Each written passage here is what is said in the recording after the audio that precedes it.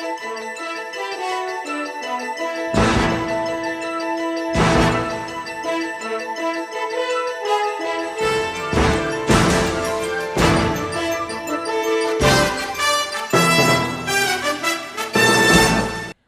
pessoal, meu nome é Lilian Rosa e eu sou a presidente da Academia Ribeirão Pretana de Educação, a ARE. E eu estou aqui hoje por um motivo muito especial. A ARE está fazendo neste 3 de agosto de 2021 19 anos. E por conta dessa data tão especial, nós estamos fazendo a nossa 4ª Semana da Educação, integrando a programação da Feira Internacional do Livro, a quem eu já aproveito para agradecer todos os organizadores desse evento maravilhoso. O que nós programamos para o aniversário da ARE, para esse agosto de aniversário da Academia Ribeirão Pretana de Educação? Nós vamos ter 3 bate-papos. Nesse primeiro, serei eu e a Cláudia, que eu já vou te apresentar daqui a pouquinho quem é, que também é membro da ARE. Um segundo bate-papo que vai ser coordenado pelo professor João Veloso, falando de educação também, e um último bate-papo com o professor Moreno. Todos nós da academia, com convidados e na pauta das discussões a educação e os desafios colocados pela pandemia nesta fase tão complicada que todos nós estamos vivendo. Pois bem, e quem nós recebemos hoje para esse bate-papo com educação, com esse café, né, com bate-papo? A gente vai receber aqui a Cláudia Baldo. A Cláudia Baldo é acadêmica, é uma das acadêmicas da ARE. E a Cláudia, além de ser docente do ensino superior há mais de 2 décadas, né, Cláudia? Ela é docente de educação básica e levou o tema da sua prática profissional para a sua pesquisa acadêmica. Ela realizou mestrado na área de educação básica. E, Cláudia, eu quero começar por aí. Quero que você fale um pouquinho para a gente do que você pesquisou no mestrado, quais foram os desafios, qual foi a pauta da educação que você desenvolveu no mestrado. Olá, como vocês estão? Eu me sinto honrada e agradeço à ARE pelo convite, em nome da presidente, a professora Lilian. E o mestrado nós trabalhamos pesquisando sobre a influência do letramento digital no processo de alfabetização e na educação escolar. E nessa pesquisa, que foi feita sob a coordenação da professora Helena Solini, na USP. Que também é acadêmica da ARE, né? Sim. Nós trabalhamos pesquisando sobre como o letramento digital influencia de forma positiva no processo de alfabetização e na educação escolar. E durante a pesquisa, quais foram os pontos mais relevantes que o seu levantamento de dados, que a análise desses dados levantou? Pesquisa é uma coisa muito curiosa, porque a gente começa a desenvolvê-la e percebe que os caminhos não são tão lineares, né? E a gente vai descobrindo, por meio da prática pedagógica, que às vezes a gente precisa mudar os caminhos, e na minha pesquisa aconteceu isso, né? A gente estava trabalhando sobre um tema e como eu não saí da educação básica, mesmo trabalhando com o ensino superior e mesmo fazendo as pesquisas, eu percebi, trabalhando com crianças na idade da alfabetização, o quanto que essas crianças eram influenciadas pelo letramento digital. Então, aquelas que jogavam, aquelas que tinham nos seus hábitos o game, a gente percebe que elas tinham mais facilidade no processo de alfabetização, e aí a gente foi investigar por que isso acontecia.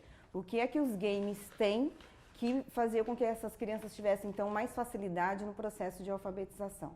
Então, e por esse motivo, a gente acabou mudando um pouquinho o viés da nossa pesquisa, e foi muito bacana, porque a gente descobriu que essas crianças, elas tinham em suas casas, aquelas que utilizavam games com mais frequência, elas não só eram letradas na língua materna, como também no inglês, né? Porque elas utilizavam a língua inglesa para jogar, e aí elas eram muito requisitadas por outra língua e elas aprendiam com mais facilidade. Então, esse foi um objetivo que a gente buscou analisar, investigar e que eu considero que foi assim, bem interessante e que nós estávamos conversando o quão essa pesquisa é atual hoje, né? Nesse momento de pandemia, nesse momento em que nós tivemos que professores que gostavam ou não, que tinham afinidade ou não com as tecnologias digitais, esses professores tiveram que buscar recursos na tecnologia digital para se relacionar com seus alunos, não é? Então, buscando aí nos meios digitais essa forma de se relacionar com os nossos alunos. E aí o ensino híbrido está aí e é uma realidade que, embora ele estivesse sendo assim muito pesquisado já nas áreas acadêmicas, o ensino híbrido, de repente nós tivemos que implantá-lo. Foi uma realidade que bateu na porta, aliás, bateu na porta não, escancarou a porta Invadiu. de todo mundo.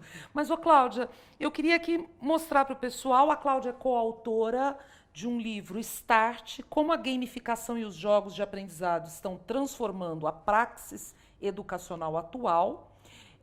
O organizador é Ivânio Dickman e ela é coautora com 2 capítulos nessa obra. Então, quer dizer, Cláudia, que desmistifica um pouco aquela ideia que a criança que joga jogos eletrônicos tem dificuldade na escola, porque tinha uma mística, Sim, né? sim. Até uns anos atrás, olha, o garoto que joga muito talvez não se interesse pela escola. Desmistifica um pouco isso. Sim e não. O garoto que joga muito, talvez se desinteresse pela escola. Então, tudo é uma questão de equilíbrio, né? E as famílias buscam esse equilíbrio, que é uma coisa que a gente vai aprender no momento em que a gente está vivenciando. Então, tudo aquilo que é em excesso é prejudicial. Mas os alunos que jogam, sim, não em excesso, mas aqueles que jogam, sim, eles não vão se desinteressar da escola se a escola for interessante para esses alunos. E como é que a gente torna essa escola interessante para esses alunos e para todos os outros? Porque, Lilian, nós estamos na área de educação há décadas, não é? E a gente vem percebendo que cada vez mais o ensino está distante da aprendizagem, dentro do processo da aprendizagem escolar. Então, por que a gente precisa refletir um pouco sobre a mudança na escola? O ensino híbrido é algo que veio, como você disse, que ele entrou nas nossas vidas de uma forma que não tem como voltar atrás. A gente não teve como aprender a usar o ensino híbrido, fazer um curso de ensino híbrido e então começar. A gente foi aprender a caminhar caminhando. Então, durante todo esse período de pandemia, nós estamos aprendendo a caminhar caminhando. Nós não paramos nem um minuto de lecionar, de ministrar nossas aulas. Então, falo da posição de professora da rede particular de ensino de Ribeirão Preto. Eu trabalho com a área, neste momento, com a área de robótica e letramento digital, com os alunos de 5 a 10 anos, né? Então, dentro desse período de pandemia, nós estivemos todos os dias letivos com os nossos alunos. E não teve outra forma de fazer senão caminhando e aprendendo. A gente não teve como parar, fazer um curso e depois começar a utilizar essa modalidade de ensino híbrido. Cláudia, e você tem uma larga experiência com a educação básica, uma larga experiência com as TICs, né? Depois eu queria até que você falasse um pouquinho das TICs, e eu sei que você já falou aí um pouquinho da gamificação, enfim, mas introduzisse esse assunto para quem está assistindo a gente. Mas eu gostaria que você fizesse um paralelo para mim. Você disse que fala do lugar da professora da escola particular, do ensino básico e também do ensino superior. Mas essas tecnologias, essa abordagem, ela também pode ser utilizada no ensino público? Será que o ensino público está preparado para adotar essas tecnologias, tanto preparado em termos de infraestrutura quanto em termos de formação profissional? Então, eu acredito que sim. E quando a gente fala de utilizar a gamificação e de utilizar metodologias ativas, não necessariamente isso precisa de um equipamento tecnológico, né? Então, é você trazer a realidade dos seus alunos para dentro da escola, e isso não implica você comprar um equipamento caríssimo. Você pode fazer isso utilizando elementos dos jogos em suas aulas. Então, a gamificação é isso. Gamificar não é tornar a sua aula um jogo, um game, fazer da sua aula um game. A gamificação significa você trazer determinados elementos dos jogos para dentro da sua aula presencial, para a sua aula remota ou para a sua aula híbrida. Então, a ideia é a gente trazer aqui alguns exemplos de práticas que são interessantes para esses alunos de qualquer nível de ensino, educação infantil, ensino fundamental 1, ensino médio, graduação. Então, essas práticas pedagógicas, elas podem ser utilizadas em qualquer situação. Fantástico. Então, você vai trabalhar com a gente aqui alguns exemplos. Sim. Então, conta para quem está assistindo a gente, seja pai, seja professor, como é que é possível aplicar? Traz esses exemplos para a gente. Então, vamos começar falando um pouquinho sobre o que é o ensino híbrido. Ótimo. A educação sempre foi híbrida. Quem de nós nunca disse assim, nossa, como aquela sala é heterogênea, não é? Ou seja, misturada, mista, mesclada. Isso é híbrido, né? Então, os professores são híbridos, os coordenadores, os diretores, toda a comunidade escolar não é uniforme. Então, a gente já trabalhou com o híbrido desde sempre. Mas quando a gente fala de ensino híbrido hoje, o que é que nós estamos querendo dizer? Com certeza a gente está querendo dizer que é o professor ministrando suas aulas de forma presencial e remota, de forma síncrona, né, ao mesmo tempo. Então, isso é ensino híbrido hoje, quando a gente fala de ensino híbrido hoje, né, é o professor que está ao mesmo tempo trabalhando com os alunos que estão ali no presencial e também com os alunos que estão de forma remota, né, assistindo a sua aula.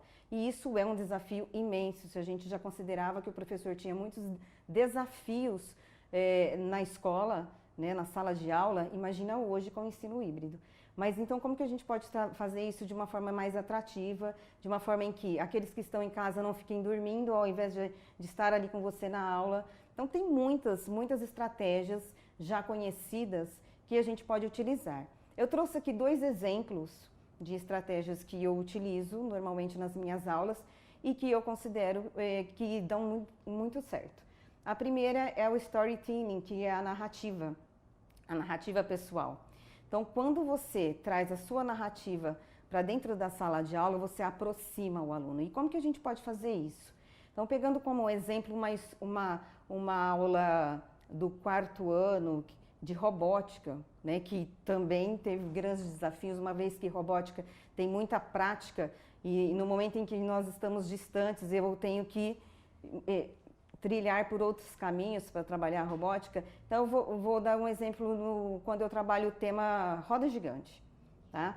Eu não vou entrar falando sobre a roda gigante, dos seus eixos, das suas polias, das engrenagens, do motor, de como ela funciona, né? A gente faz uma contextualização antes disso. Então, é claro que a gente começa a aula perguntando quem já foi a um parque de diversões, quem já andou nessa roda gigante, qual foi sua experiência com essa roda gigante, se gostou ou se não gostou. Os alunos participam e eu participo também relatando aquilo que eu acho sobre a roda gigante, que eu tenho muito medo, inclusive, né, de alturas. Então, mas isso já é uma aproximação, tá ok? Então, eu faço um contexto histórico, trago um contexto histórico também para essa narrativa, localizando a roda gigante, né, que ela foi construída em 1893 nos Estados Unidos, não foi para um parque de diversões, foi para concorrer, vamos dizer assim, com a Torre Eiffel, que tinha 4 anos antes sido inaugurada, para comemorar as revoluções, né, os avanços tecnológicos da Revolução Industrial. Então, o aluno também começa a ter um pouquinho de contato de como assim, não foi criada para um parque de diversões? Não, foi criada para uma exposição de tecnologias que para chamar a atenção das pessoas que estavam lá. Então, muito trabalho foi feito, o que nós vamos criar para bater de frente com a Torre Eiffel, né? Que para ser diferente, para ser maior, e muitos engenheiros fizeram seus projetos e ganhou ali o da roda gigante, ok. E aí vamos apimentar um pouquinho, depois de trazer todo o processo histórico, eu falo para os meus alunos assim, vocês gostam de parque de diversões? Todos falam que gostam. Vou contar um segredo para vocês. Quando eu falo que eu vou contar um segredo da minha vida para eles, o que acontece? Aqueles que estavam dormindo já acordam, né? Quem está em casa, debaixo do cobertor, já se levanta porque eles querem saber qual é o segredo da professora, né? Da vida dela. E aí eu falo para eles, eu já morei em um parque de diversões, né? E elas, como assim, professora? Deve ter sido maravilhoso, né? Morar num parque de diversões. Eu falei, não foi maravilhoso, né? Porque aí eu vou passar para eles o outro lado, o lado de quem mora num parque de diversões, mas não está ali para se divertir, não é? Nossa, professora, que interessante. Nesse momento eu trouxe meus alunos para cá, né? E ao trazer os meus alunos para a aula, eles vão começar a comentar sobre como foi essa experiência, o que aconteceu, quanto tempo você morou num parque de diversões. E aí eu falo assim, olha, embora eu não tenha gostado dessa experiência, eu acho a roda gigante um dos brinquedos mais interessantes, divertidos e que é interessante de a gente entender o seu funcionamento. Aí levo para a robótica. Ô, Cláudia, é isso que você está me dizendo então? Inclusive para mim, tá? Eu tô adorando, porque cai por terra uma ideia pré-concebida que eu tinha de que gamificação era exclusivamente trabalhar com as técnicas, com tecnologia. Não. Na verdade, você está me dizendo o seguinte, é um processo de interação, é um processo de tornar a aula dinâmica, Sim. de trazer para a aula um processo de apropriação e interação que faça com que o aluno se envolva. Se envolva. Isso, para mim, caiu por terra uma ideia pré-concebida que eu tinha. A narrativa pessoal é importante, mas também, é lógico, a gente precisa prestar muita atenção, porque a sua aula não pode ser apenas uma narrativa pessoal. Você não pode ficar o tempo todo falando sobre sua vida. É só para startar, né? É só para iniciar a sua aula, para despertar a atenção desse aluno, ok? Feito isso, a gente retoma o assunto, ok? Em seguida, como você está dizendo, a gamificação, eu vou trazer um outro exemplo, como é possível a gente compreender que gamificação não é trazer o jogo apenas para a sala de aula. Até mostrando como a gente pode gamificar um jogo, né? Como assim gamificar um jogo, né? Então é interessante que a gente pense com os alunos assim. Se eu sou uma professora de história, e vou trabalhar o Egito Antigo com meus alunos. Por favor, hein, professora Lilian de História. Olha, por favor, oh my God. Eu estou de olho, hein? Se eu sou a professora de História e quero trabalhar o Egito Antigo, com a cultura do Egito Antigo com os meus alunos, eu posso muito bem utilizar para isso um jogo de aprendizagem. E para isso, o que eu faço? Eu vou levá-los, os alunos que eu tenho presencialmente, para o laboratório de letramento digital e vou passar esse jogo, explicar como funciona e eles vão jogar. Enquanto isso, quem está em casa já está diante do computador, eu vou passar um link que eles vão abrir também o seu jogo e eles vão continuar fazendo em casa, da mesma forma do que quem está na sala de aula. Uhum. Tá? Então, beleza, estou utilizando um jogo educativo. Né? Vamos supor que eu escolha um jogo online de memória sobre os mistérios do Egito, que existe, que eu utilizo. Esses alunos, eles vão jogar esse jogo, que é de memória, então virou a carta, fez par, jogo de memória, né? Pronto, faraó com faraó, ok. Se eu apenas jogar, passar esse link para os alunos, em pouco tempo vai ficar enfadonho, vai ficar chato, não é? Por quê? Porque ainda que eu digo para ele, quando vocês fizerem os pares, vai aparecer uma informação sobre o que é faraó, eu quero que vocês leiam, mas será que eles vão ler?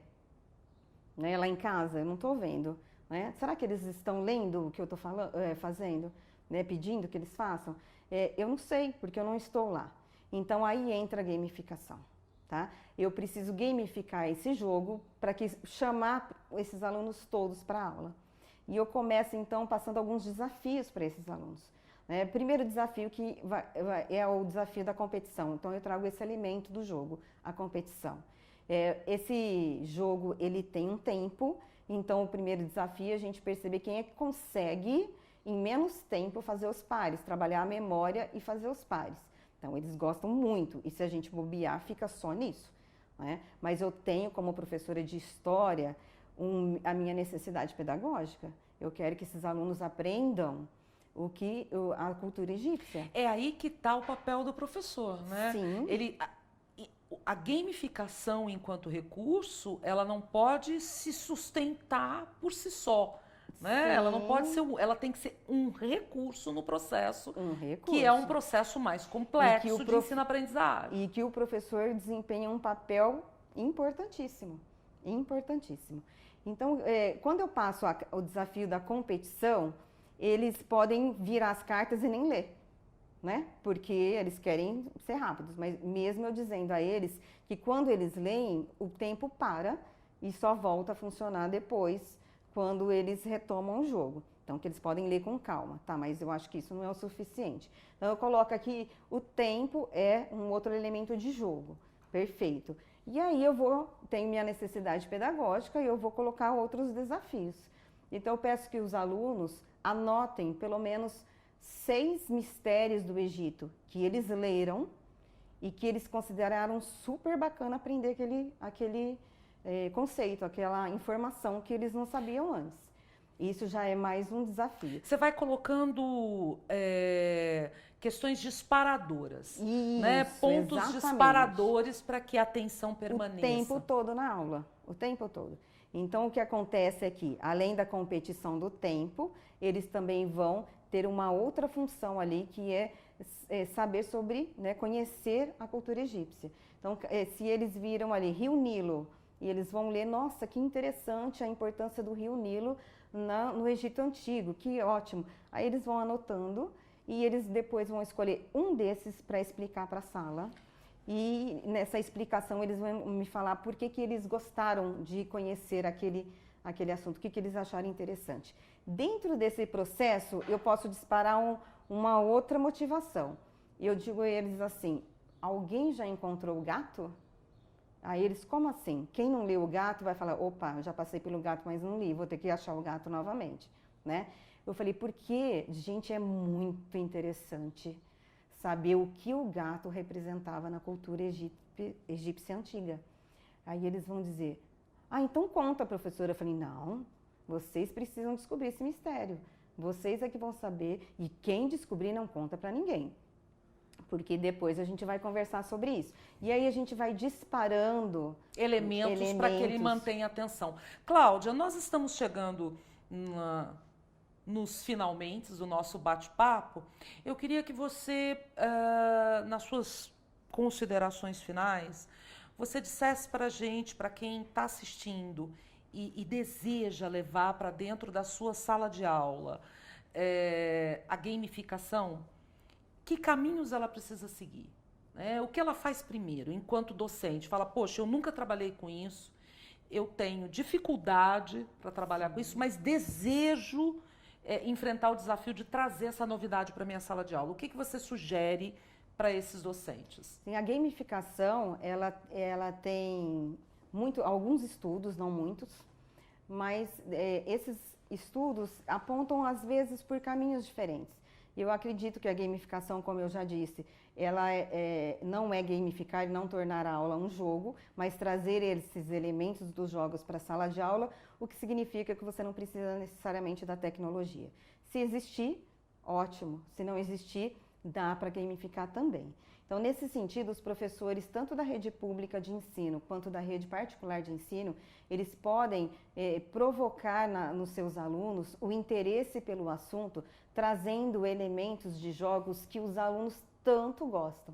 Na pesquisa do mestrado, paralela à pesquisa do mestrado, eu me envolvi tanto com esse assunto que fiz outras pesquisas. E eu perguntei para os alunos, paralela ao mestrado, o que os games têm que a sala de aula não tem. Então, essa foi uma pergunta assim, que disparou para mim a importância de se trazer, né, de abrir os muros da escola, o portão da escola, para a gente trazer para dentro dela aquilo que faz sentido na vida do aluno, né? E o jogo faz sentido na vida do aluno. Então, por que não trazer esses elementos? Para quem não sabe por onde começar, nós estamos, quero mostrar para vocês, um outro livro, esse se chama Almanac Game Educar, que é uma comunidade de game educadores que eu faço parte, que é coordenado pelo professor Ivânio Dickmann. Então, o Almanac tem mais de 2.000 gamificações e jogos educativos. Esse Almanac, ele tem a versão impressa que já foi esgotada, que já está esgotada, mas nós temos também a versão online e que nós vamos oferecer gratuitamente. Poxa, então, em breve a gente vai postar nas redes sociais, a gente pode fazer isso até na própria Academia Ribeirão Pretana de Educação. Na Feira Internacional do Livro, nós podemos também disponibilizar lá. Muito legal essa iniciativa de vocês disponibilizarem gratuitamente. Sim, porque abre espaço para que o professor tenha possibilidades aí de consultar aqui, entre tantas gamificações e jogos educativos, como ele pode utilizar. E aqui nesse almanac vocês vão poder ver que tem gamificações para educação infantil, fundamental, ensino médio, para graduação e de todas as áreas, história, geografia, farmácia, de todas as áreas. Então é possível utilizar a gamificação em todas as áreas. É isso que é interessante e em breve a gente vai disponibilizar o link, né, para que os professores tenham acesso a esse material super rico e assim, ele é rico, ele é simples, mas é muito rico pela simplicidade mesmo, de trazer ideias que a partir dessas ideias o professor utilize nas suas aulas. Ele pode buscar aqui e achar interessante uma gamificação proposta por um professor de física, mas ele pode usar em língua portuguesa, em história e geografia. Amplia as possibilidades, exatamente. Né? Bom, pessoal, Cláudia, passou, né? Deu uma piscadela e nós já estamos terminando aqui. Pessoal, para quem pegou o vídeo aí no meio, nós somos da Academia Ribeirão Pretana de Educação, meu nome é Lilian Rosa, essa é Cláudia Baldo, nós somos acadêmicas da ARI e temos na educação o ponto focal da nossa vida. E todos os acadêmicos da área têm em comum exatamente isso, a educação como centro do seu exercício profissional e das suas reflexões de vida também. Nós teremos outras oportunidades em que vocês conhecerão outros acadêmicos falando de variadas áreas de atuação dentro da educação. E esse mês de agosto, que a ARI comemora 19 anos, nós vamos trazer 3 eventos que são uma espécie de piloto para uma programação mais ampla, para um café com educação, um café com os acadêmicos da área, que vai acontecer pelo menos uma vez por mês. Os próximos 2 eventos, o próximo vai ser no dia 20 de agosto de 2021, às 19 horas, o novo ensino médio, implementação das bases nacionais curriculares. Então, quem quer pensar um pouquinho sobre BNCC, estarão conosco o professor João Alberto Veloso e a professora Ana Paula Hermerson. No dia 29 de agosto, Luiz Carlos Moreno, também às 19 horas, vai falar de ensino-aprendizagem, onde estamos, para onde vamos. E estará com ele o professor Vlaumir de Souza. Esses 3 eventos fazem parte da programação da Feira Internacional do Livro de 2021. O nosso muito obrigado, Cláudia, muito obrigada. Obrigada aos espectadores e estejam conosco nos próximos cafés com a ARI.